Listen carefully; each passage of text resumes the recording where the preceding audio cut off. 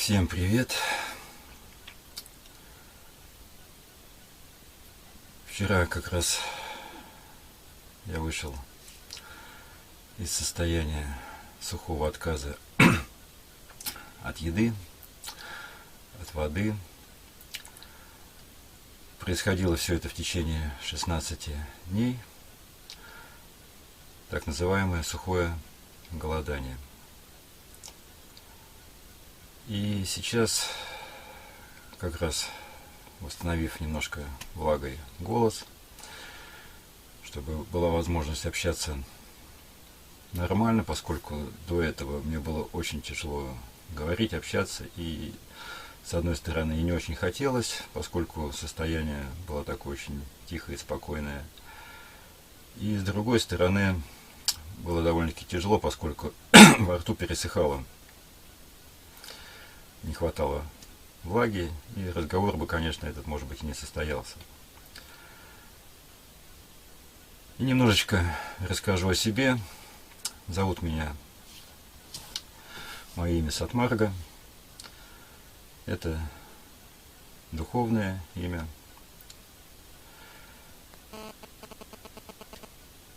Методами отказа от еды, от воды я уже занимаюсь где-то с 2007-2008 года, когда были первые мои опыты отказа от еды.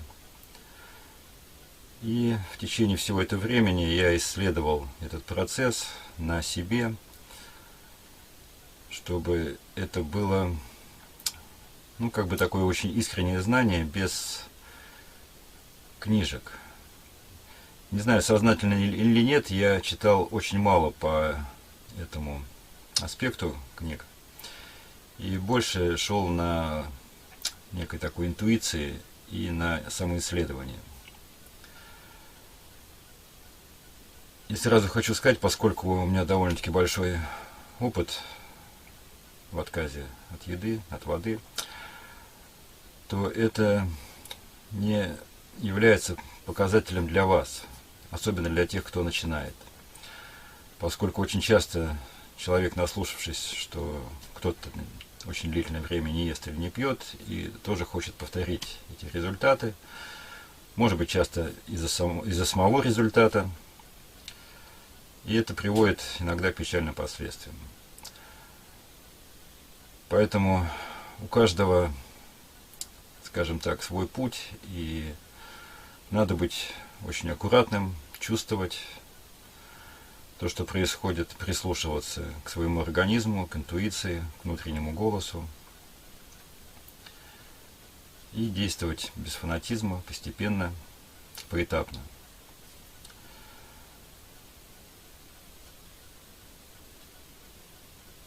Первое, с чего хочется начать, с того, что обязательно все, особенно длительные отказы от еды и от воды,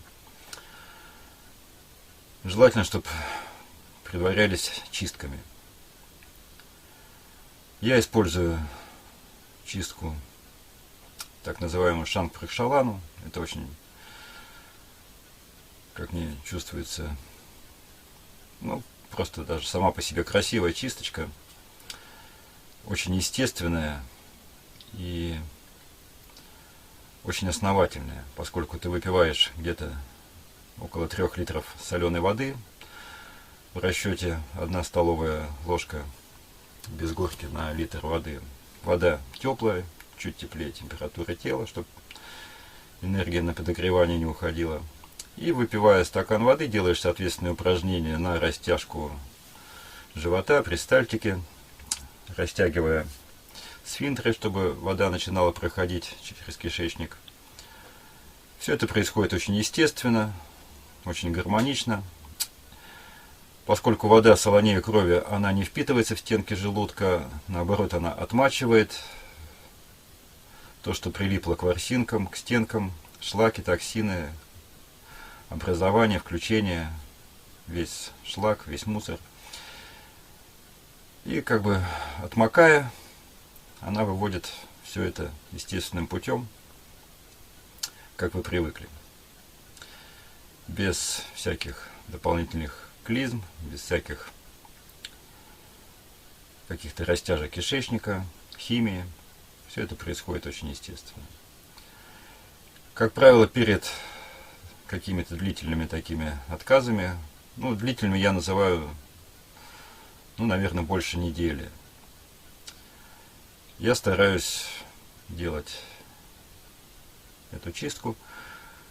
Хотя, в общем-то, как показала практика, что тело уже довольно-таки чистое, и это больше для меня как некая традиция и такая стартовая начальная точка. Если у вас отказ идет на непродолжительное время, буквально там 1-3 дня, ничего страшного, можете делать и так, потому что тело еще даже не поймет, что вы перестали есть. Это даже не чувство голода, это просто организм начнет привыкать к отдыху, что отсутствует потребление пищи, и он только-только начнет включаться в перестройку. Но, тем не менее, чистки важны, даже если вы не отказываетесь от еды или воды. Я рекомендую их делать в любом случае, хотя бы 2-4 раза в год. 4 раза в год очень хорошо делать при смене времен года. Это вообще очень полезное мероприятие для организма.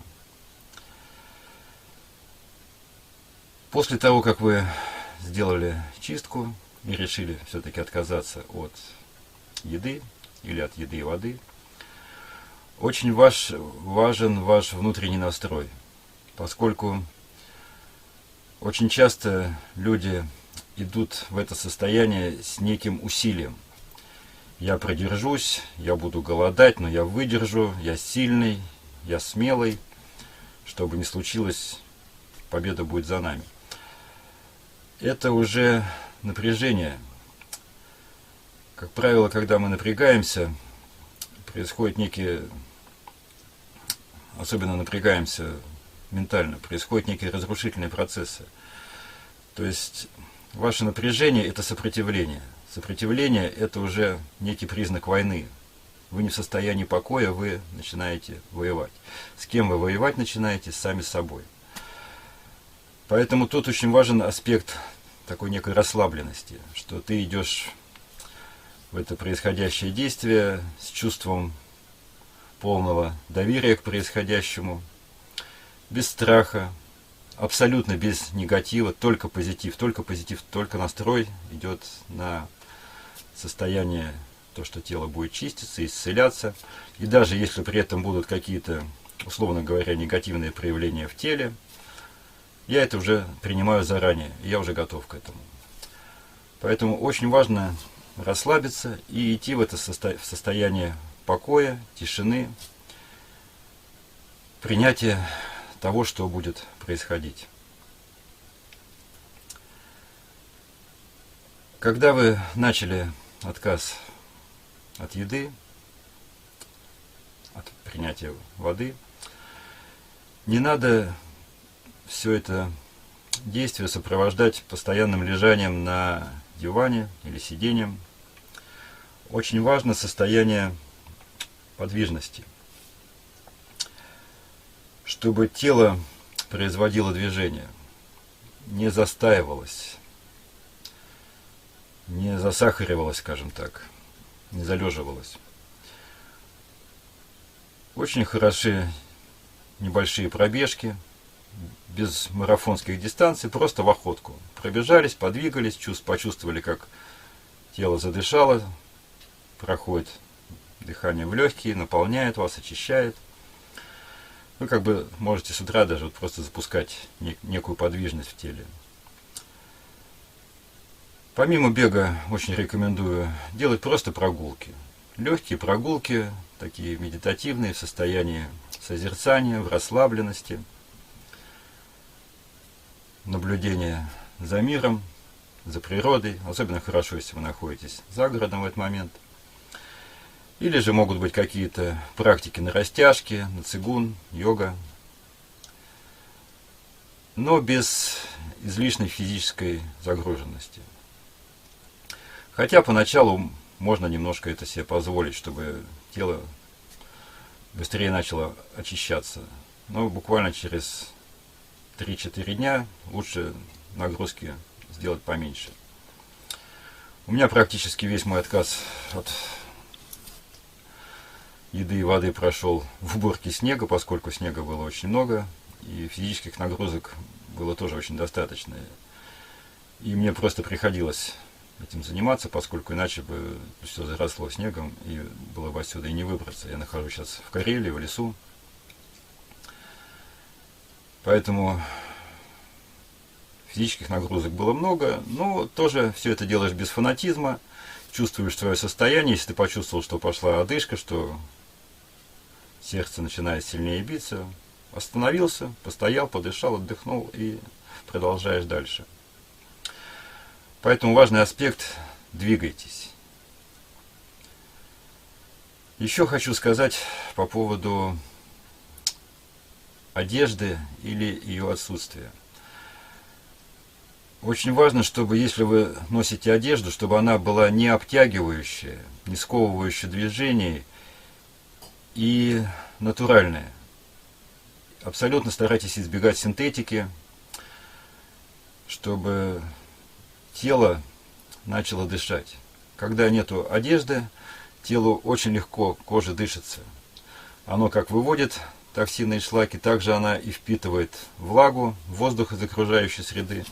Поскольку, в принципе, когда мы находимся без влаги, влага все равно в нас попадает, даже если мы не контактируем с водой. У нас влажность воздуха в районе 70-80%.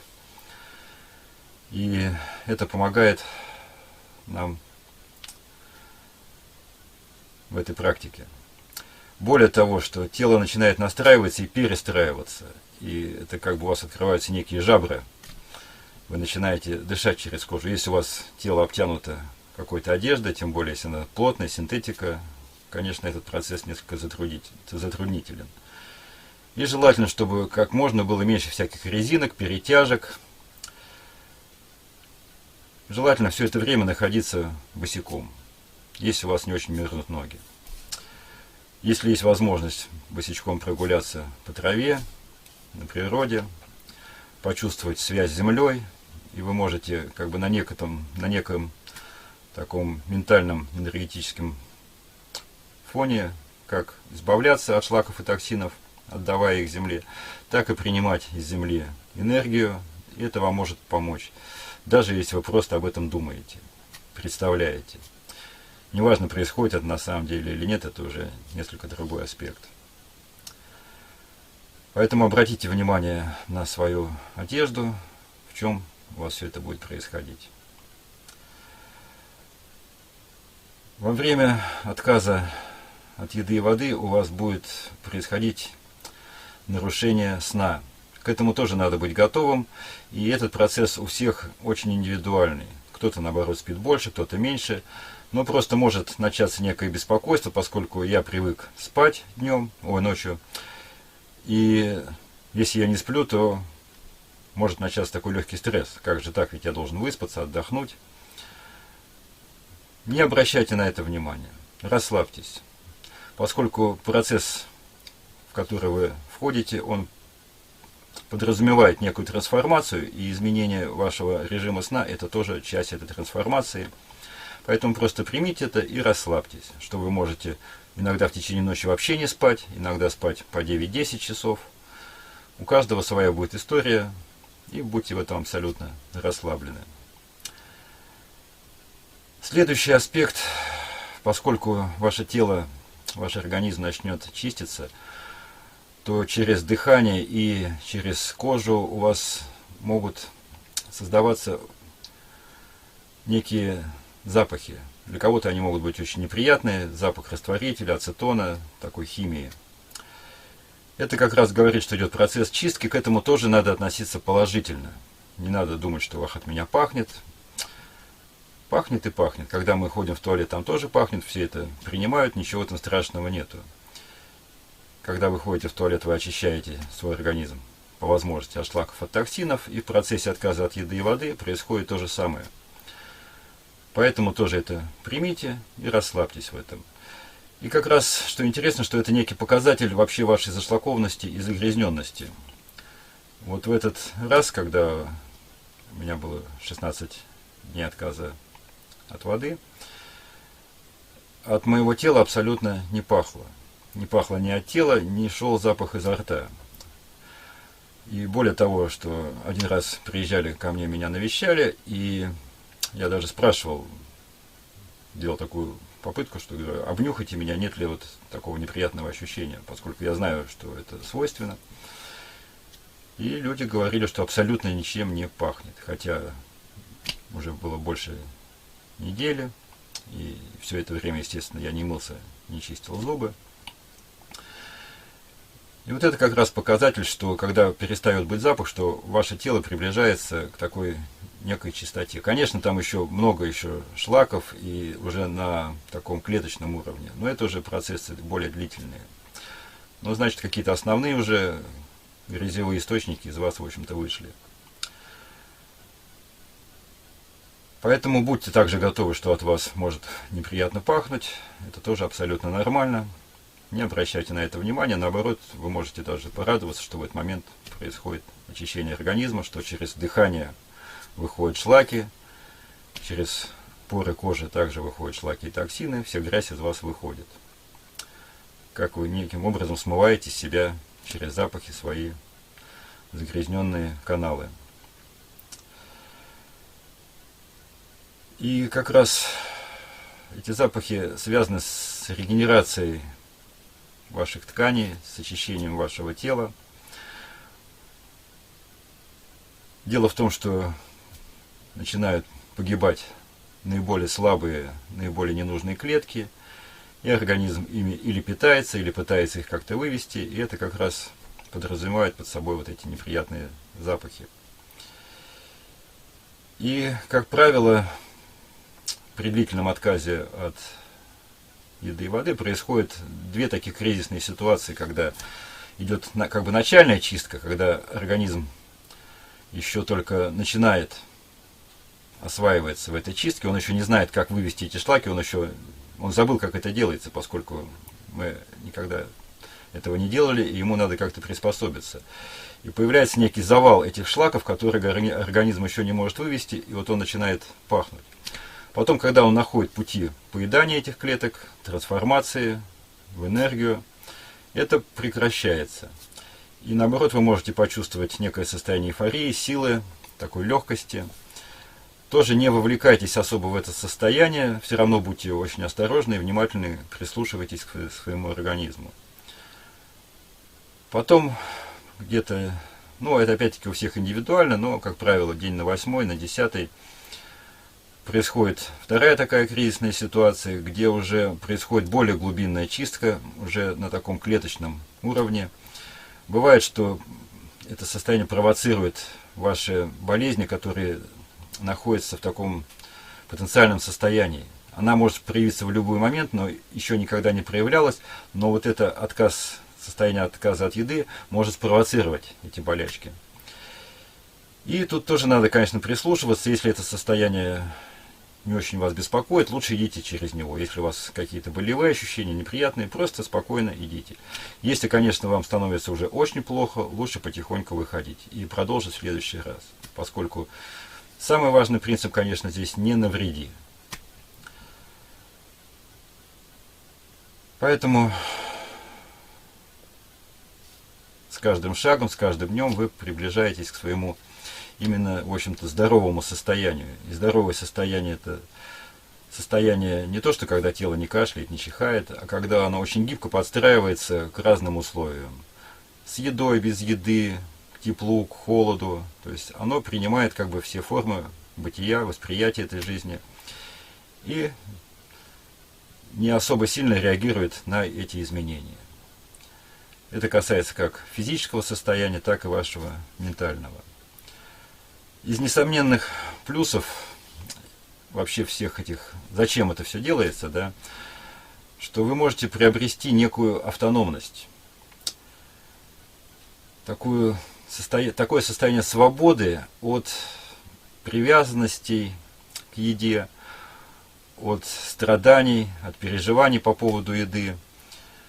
Недавно в новостях как раз передавали, что какой-то большой океанский лайнер на неделю остался без света, и там была жуткая паника, люди неделю там всего находились без еды, хотя ее там скидывали с вертолета или еще как-то, но у них уже за эту еду были и драки, и нечистоты переполняли их, поскольку там электричества не было, сливы не работали.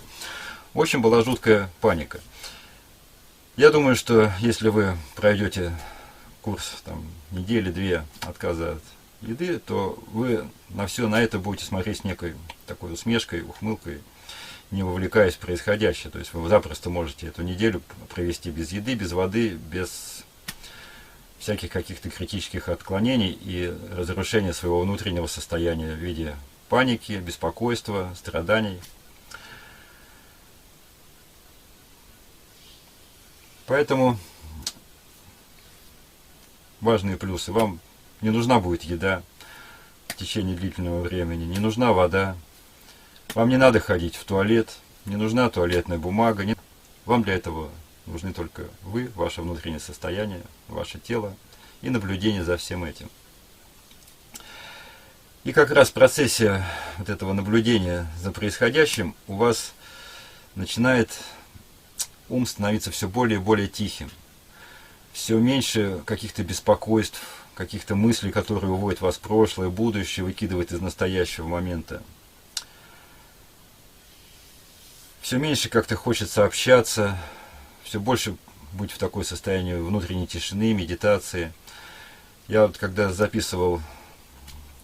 вел репортаж с этого отказа от еды и воды, в какой-то момент я даже пропускал некоторые дни, поскольку мне совершенно не хотелось включать ни камеру, ни общаться, настолько вот было тихое состояние.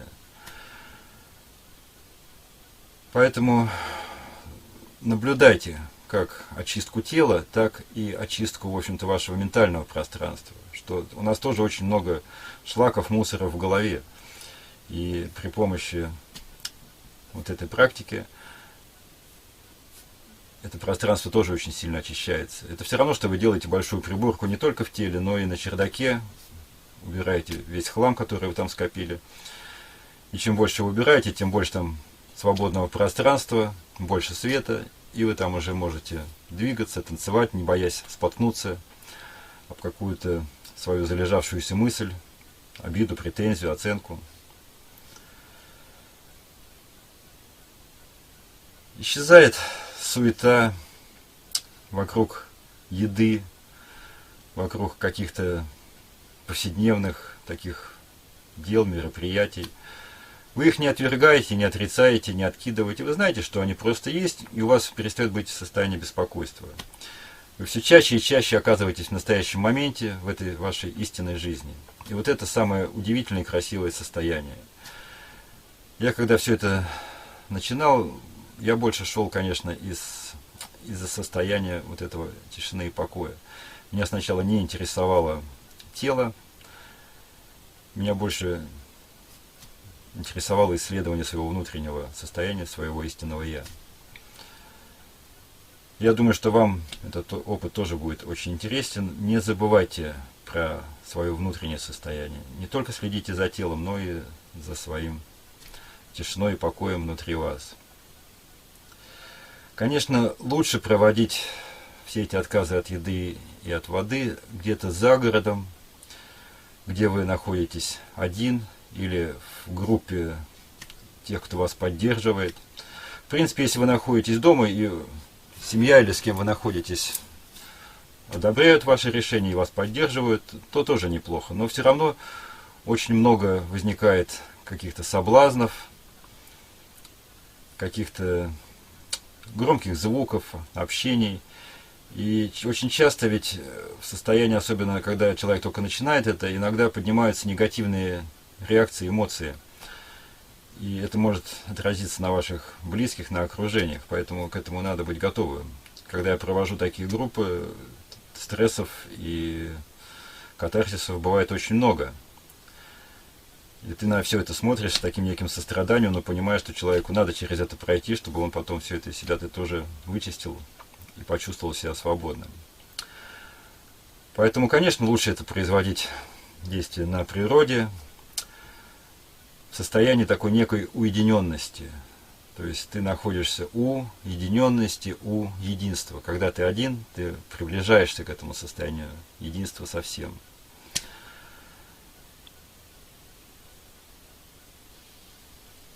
И в этом состоянии ты все глубже идешь в тишину, в покой. В городе это немножко сложнее, конечно. И, конечно, кто проводит такие режимы в городе, честь вам и хвала, это, я понимаю, насколько это трудно. За городом это делать, конечно, намного легче. И, в общем-то, наше пространство подразумевает как раз некие группы, которые хотят отказаться или попробовать это состояние от еды, без воды и без еды, или какие-то индивидуальные проекты. Конечно, лучше это проводить, когда кто-то за вами присматривает, и этот кто-то уже хотя бы немножко побывал сам в этом состоянии и прожил это состояние не из книжек, а на своем личном переживании, и в нужный момент может подсказать или что-то помочь.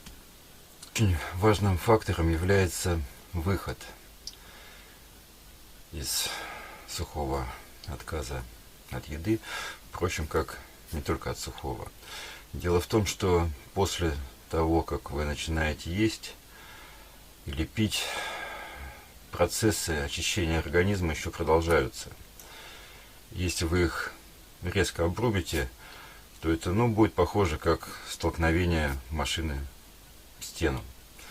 И вместо пользы, вместо того, чтобы плавно как-то затормозить и перейти на другой образ, на другое питание, происходит некая авария для организма. Он чистился, был чистым, насыщенным энергией, и вдруг в него начинает сразу попадать еда. Особенно важный фактор, чтобы не было еды или воды очень много. Все делается по чуть-чуть, постепенно, малыми дозами. В интернете, на сайтах везде очень много разных выходов. На соках, на овощах, на воде, с лимоном, без. Это у каждого может быть своя история. Главное, помните одно правило. Минимальными количествами, не торопясь, очень тщательно. Если это еда прожевывая, не поглощаться вкусовыми ощущениями, поскольку у вас может быть такое, вы как бы соскучились по вкусу, и вы можете накинуться на эту еду. Поэтому лучше, конечно, это делать, чтобы кто-то вас или контролировал и не давал слишком много, или вот тут надо будет уже прикладывать вам уже больше даже усилия и воли, чем когда вы будете не есть и не пить. Поскольку этот процесс может быть такой лавинообразный, и многие делают на этом ошибки. Поэтому контроль, маленькие глоточки, очень тщательно. Вы даже, когда вы даже пьете соки или еще что-то, старайтесь даже соку или влагу пережевывать. То есть буквально даже один глоточек как бы растягивайте еще на 2-3 глоточка маленьких.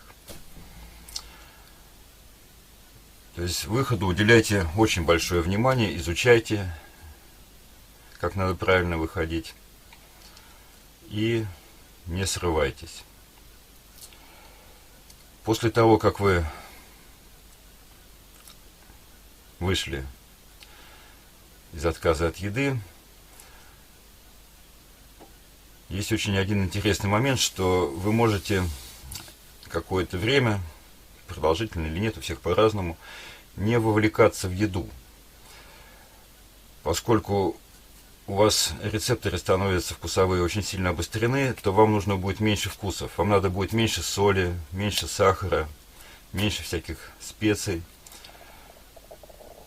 Если вы раньше пили чистый сок, то вам сейчас даже достаточно просто в воду капнуть буквально 1/5, треть этого сока, и для вас это будет фейерверк уже вкусов.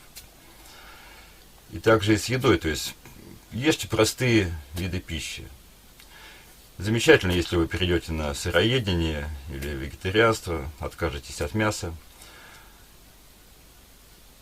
Очень полезны крупы, овощи, фрукты.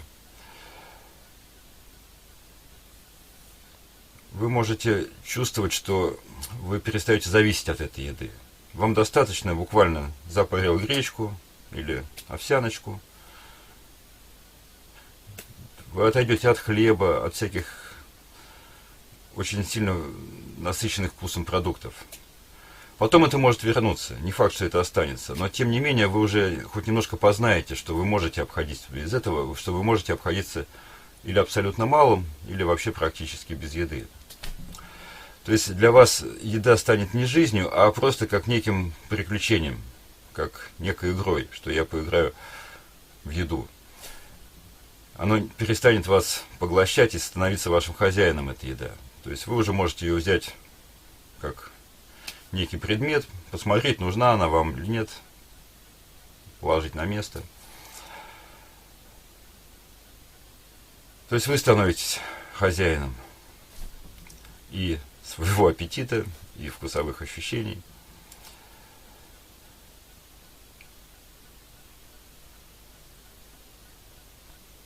То есть старайтесь после входа